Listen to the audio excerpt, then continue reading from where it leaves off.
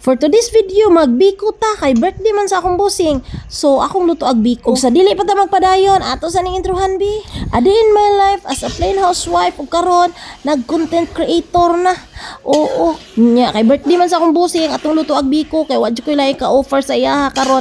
Biko na lang sa gyud. O gaya ng dati, biko pa rin. Kay mo man jud na madali og luto, di ba?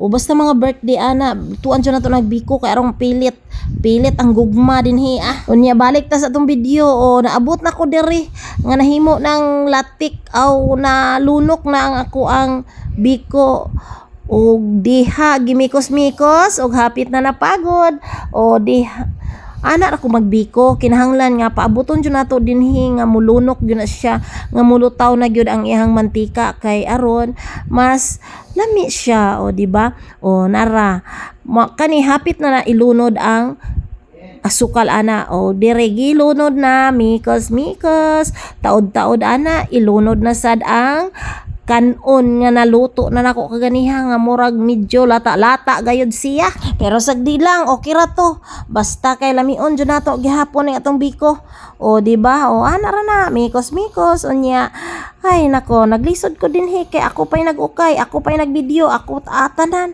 ay Diyos ko ana jud na manawag ko sa akong anak ani ron kay aron mutabang diri sa kuha kay kaning magbiko ta dili lalim kung kita ray maglihok kinahanglan nga naa jud tay assistant o diha nanawag nako o mo na ning nagukay-ukay o di ba o hago kaayo usa man to pag video kung kitay nagvideo ani nya kitay magukay duha man ka bukluwa gamiton o di ba og na mix na tanan kinahanglan takluban siya na nato og dahon saging kay aron humot moro siya na teknik diha og dire na tangtaran o na ang finished product o butangan siya nato nag edad kay aron nga kung walay cake kinahanglan mo ni atong himong cake butangan nato ni kadila o karon guys silawan na to ang akong biko o lami kaayo guys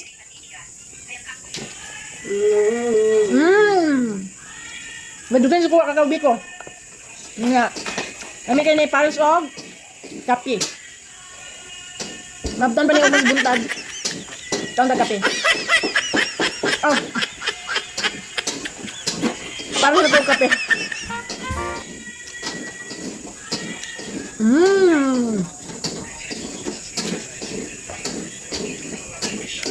Ano dyan ang biko guys?